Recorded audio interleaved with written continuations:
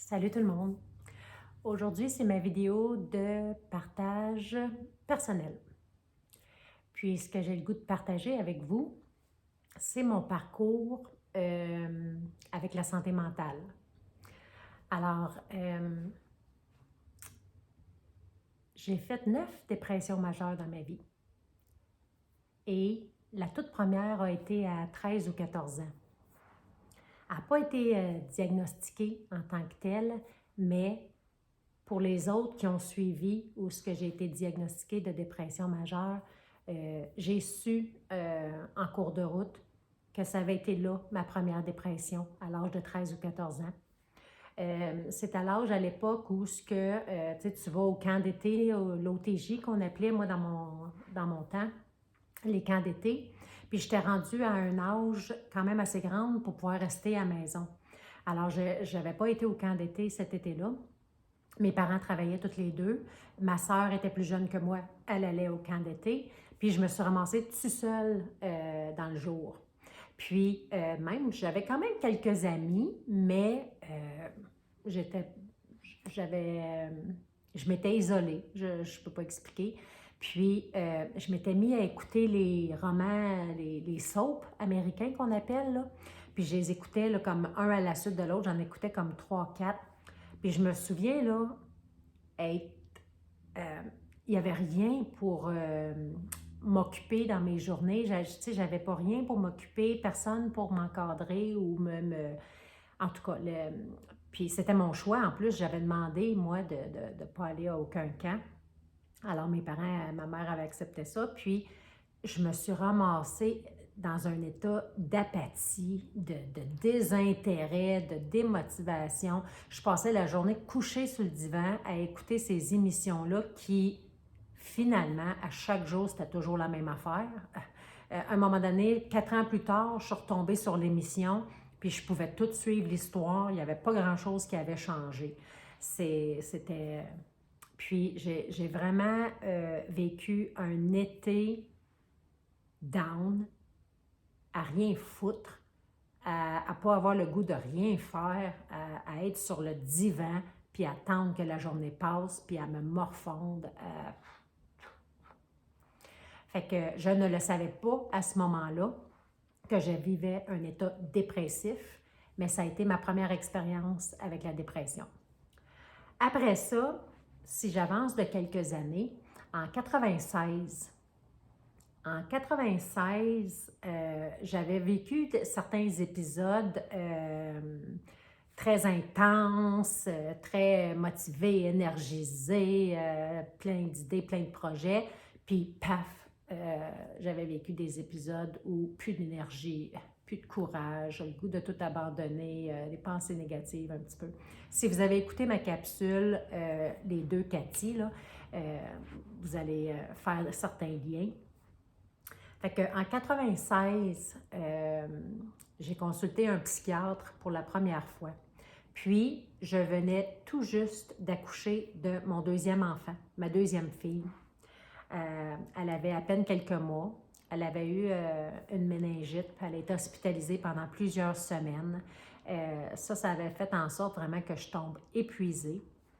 On ne le savait pas à ce moment-là, ça aussi, je l'ai compris des années plus tard, mais j'étais en postpartum. Je vivais une dépression postpartum, entre autres.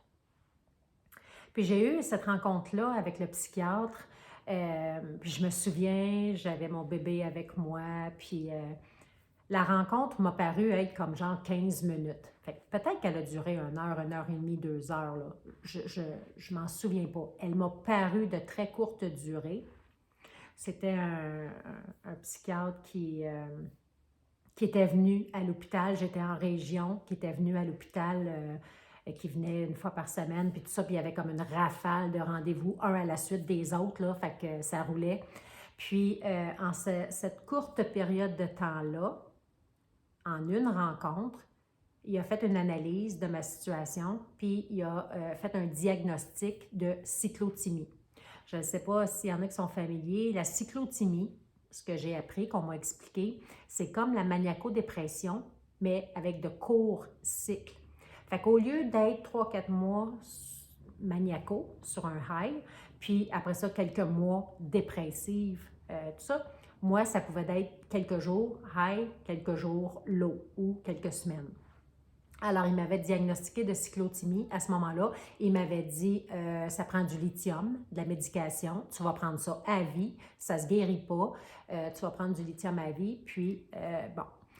Fait qu'il m'a donné la prescription, puis voilà. Puis j'étais abasourdie.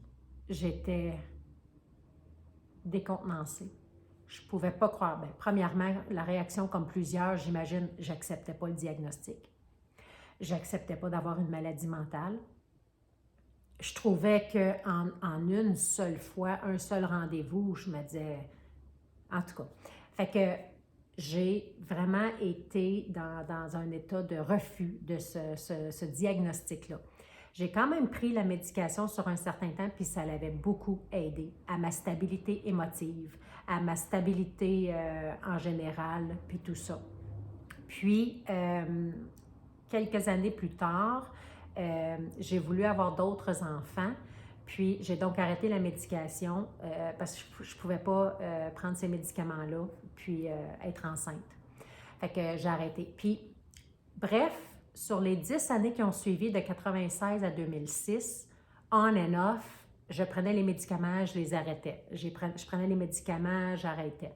Puis, quand je ne prenais pas les médicaments, bien là, j'avais des périodes un peu high, des périodes down, tout ça, qui étaient très liées avec mon cycle hormonal, mais je ne le savais pas à ce moment-là. Puis, en 2000, ouais, c'est ça, étant donné que j'arrêtais les médicaments de temps en temps, ben je ne pouvais pas juste me représenter à la pharmacie et avoir une nouvelle prescription. Là. Je devais revoir le médecin pour avoir une nouvelle prescription, pour recommencer à les prendre à chaque fois, quand je me décidais.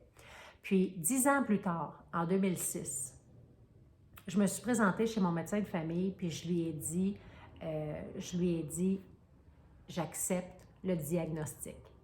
Je l'accepte. Ça fait 10 ans, puis je suis tout le temps up and down. Il m'arrive toutes sortes de situations, puis tout. Puis quand je tombe down, je suis un fardeau pour ceux alentour de moi. Mon conjoint qui a composé avec une fille qui est tout croche au niveau de ses émotions, puis mes enfants, ce que je leur fais vivre aussi. Maman, elle va bien, elle va pas bien, elle va bien, elle va pas bien. Fait que je me suis présentée dans le bureau du médecin puis j'ai dit, j'accepte le diagnostic de v'là 10 ans, je veux la prescription pour du lithium, là je vais le prendre assidûment, je vais vraiment être disciplinée, puis je me bats plus contre le diagnostic, je me bats plus, je l'accepte. À ma grande surprise, la médecin me dit à ce moment-là, bien, ça fait 10 ans de ça, elle dit, on devrait refaire une nouvelle évaluation psychiatrique pour être sûre, puis revoir le diagnostic. Elle dit, moi, je ne te prescris pas de lithium, je demande plutôt que tu sois réévaluée. Là, je disais, t'es-tu sérieuse? Ça m'a pris 10 ans que c'est un combat en dedans de moi, que je refusais ce diagnostic-là. Je me rends à l'évidence, pour les bouts que je suis dans la souffrance puis que je ne vais pas bien, etc. J'accepte finalement 10 ans plus tard, puis tu ne veux pas me donner la prescription? Fait que, et là, puis en plus, c'était pas aussi pire qu'aujourd'hui, là, mais du côté de la santé publique, de faire une demande pour une rencontre avec un psychiatre, il y avait une bonne liste d'attente, là, tu sais, c'était un bon 6 mois d'attente. Fait que là, moi, j'étais comme, non, non, non, non, non. Fait que finalement, de fil en aiguille, j'ai eu un rendez-vous. Ça n'a pas pris 6 mois. J'ai eu une rencontre avec un psychiatre qui avait fait une évaluation en une série de rencontres. Vraiment, là, il avait été en profondeur. Il m'avait rencontré à quelques reprises. Après ça, quand il m'a rencontré pour me donner les résultats de l'évaluation, je me souviens, il y avait le psychiatre en chef de l'hôpital. Puis ils m'ont assis, puis ils m'ont fait un compte-rendu. Puis ils ont dit, Madame Saint-Cyr, ils ont dit, on a vraiment évalué, là, bien comme il faut, là, les 10 dernières années, depuis le premier diagnostic de cyclothymie. Puis là, il m'avait dit, tu sais, on ne peut pas dire que le psychiatre qui vous a évalué il y a 10 ans s'est trompé. On ne peut pas dire ça. à l'époque, ce que vous viviez, ce que vous lui avez décrit à ce moment-là, etc., puis tout ça.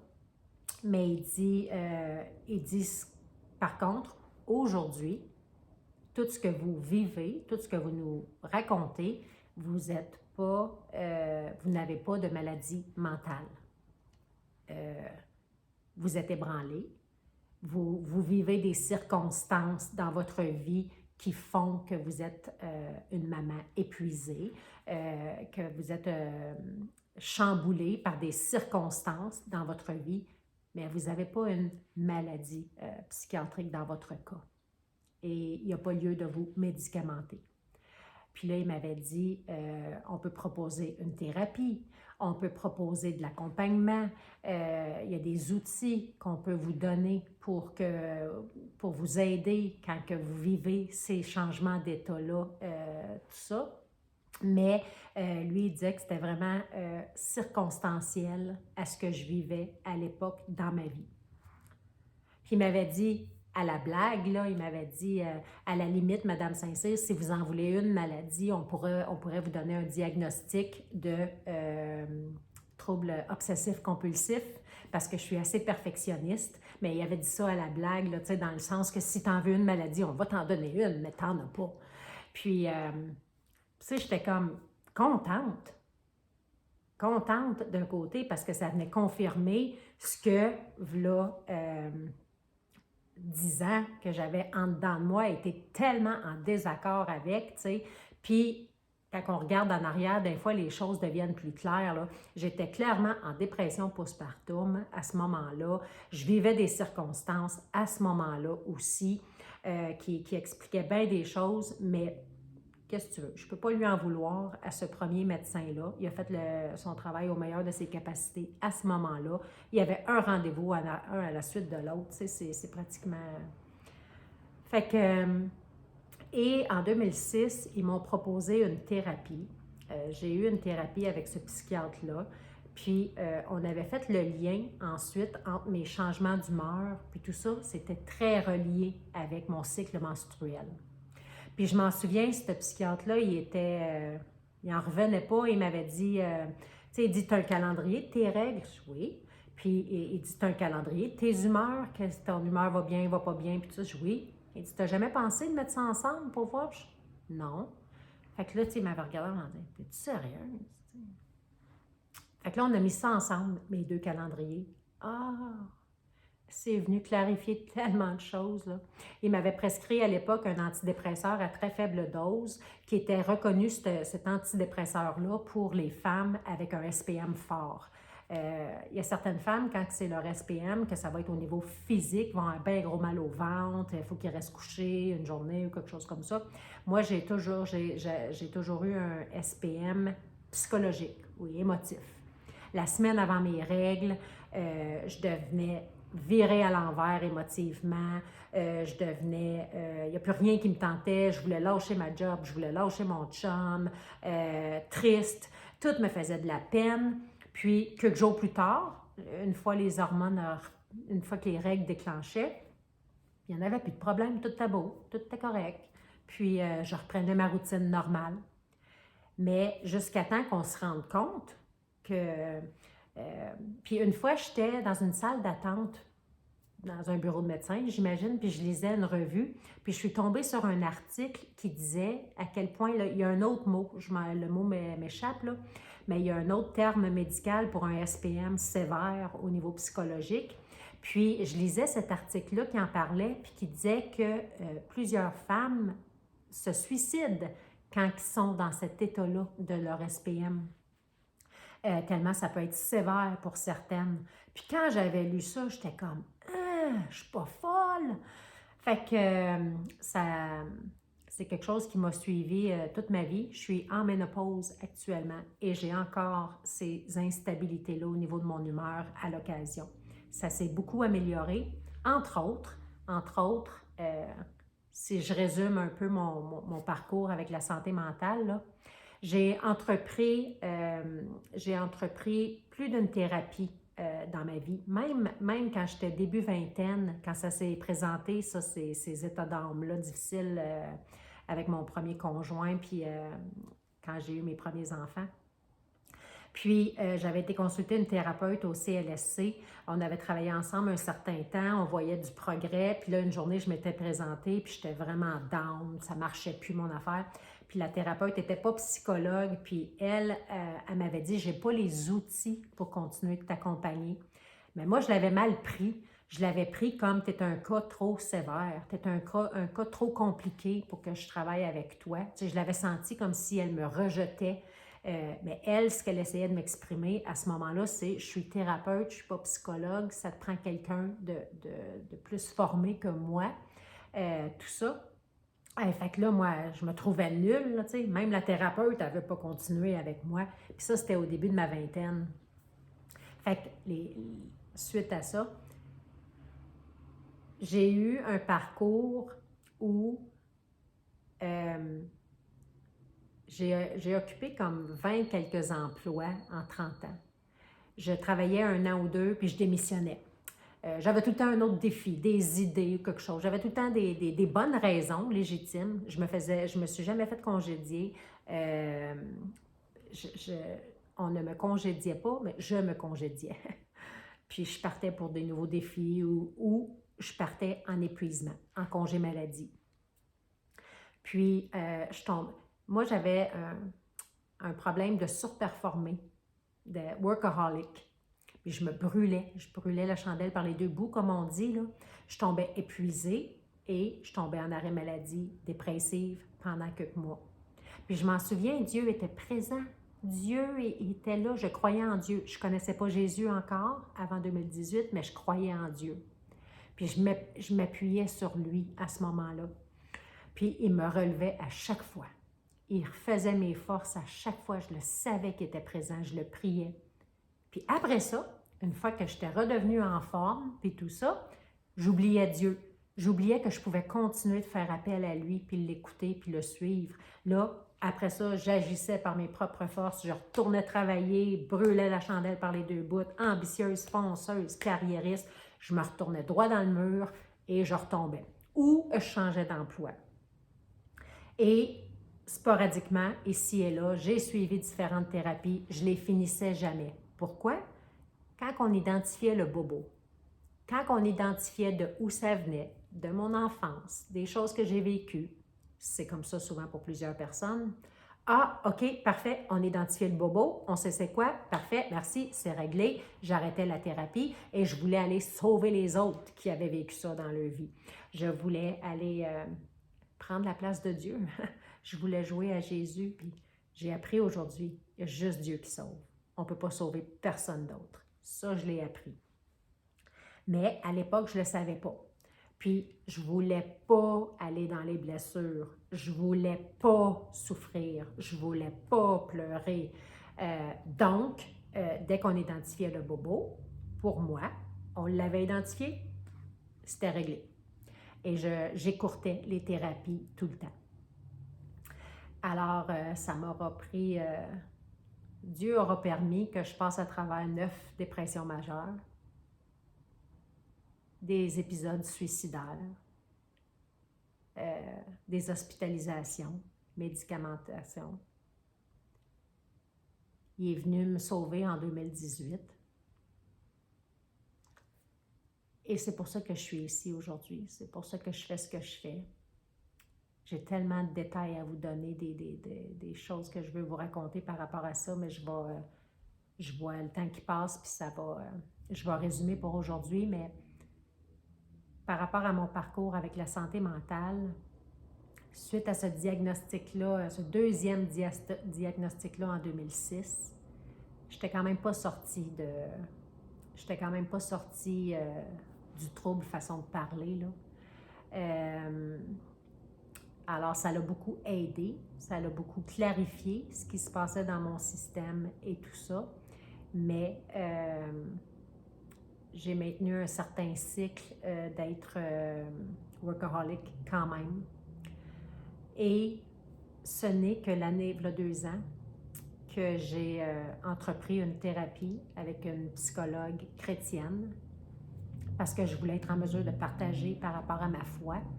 en même temps. Je ne voulais pas dissocier tout ce que je vivais au niveau émotif, au niveau psychologique de ma foi en Dieu, puis de m'en remettre maintenant à Dieu pour qu'il me transforme et il me guérisse. Je sais que je ne peux pas y arriver par moi-même maintenant. Et c'est la première thérapie à vie que je termine, qui s'est terminée en novembre l'année passée. Puis, j'ai accepté cette fois-ci d'aller dans les blessures, d'aller aux origines de ce qui me rend émotive et qui me faisait beaucoup de peine. J'ai identifié les dépendances dans ma vie. Ça aussi, je reviendrai plus en détail dans une autre vidéo, mais j'ai développé, quand j'étais petite et adulte, une dépendance au sucre très sévère. J'ai développé de la dépendance affective aussi. Et on a identifié que tout ça découlait d'un trouble de stress post-traumatique dû à certains traumatismes vécus dans ma jeunesse. Ça aussi, en temps et lieu, j'en parlerai plus en détail. J'avais jamais été permis qu'on aille assez en profondeur dans aucune de mes thérapies avant pour l'identifier, ça, et travailler sur le vrai problème. Alors, grâce à cette thérapie-là que j'ai terminée et aussi un groupe d'entraide auquel je participe, Une vie renouvelée, qui est un groupe d'entraide sur les 12 étapes, semblables aux alcooliques anonymes, narcotiques anonymes, etc. Mais c'est pour tous les types de dépendances, pour les blessures et les blocages aussi. Et une différence avec les groupes anonymes sur les 12 étapes, ce programme-là est vraiment centré sur Jésus-Christ.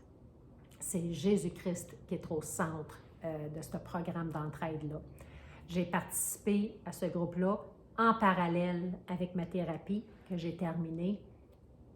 Et là, j'ai vécu une délivrance. Là, j'ai vécu une libération des chaînes qui me retenaient captive.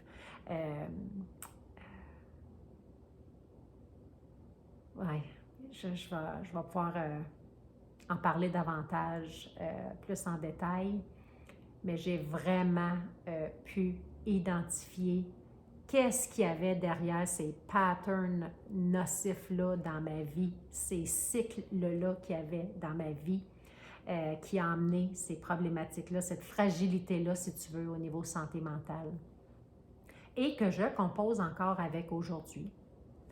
Alors, il y a sûrement d'autres affaires qui vont me revenir, là, que je vais me dire après, c'est vrai, j'aurais dû, il fallait que je précise telle affaire, j'aurais dû ajouter tel élément, puis tout ça, mais je ferai une suite à un moment donné. Mais ça résume bien mon parcours, ce que j'avais le goût de vous... ce que j'avais le goût de vous partager par rapport à ça. Alors, merci de votre écoute. Merci d'être là. Si vous jugez que c'est pertinent, si le cœur vous en dit, je vous invite à partager pour que d'autres puissent écouter la vidéo, si ça peut faire du bien à d'autres. À bientôt.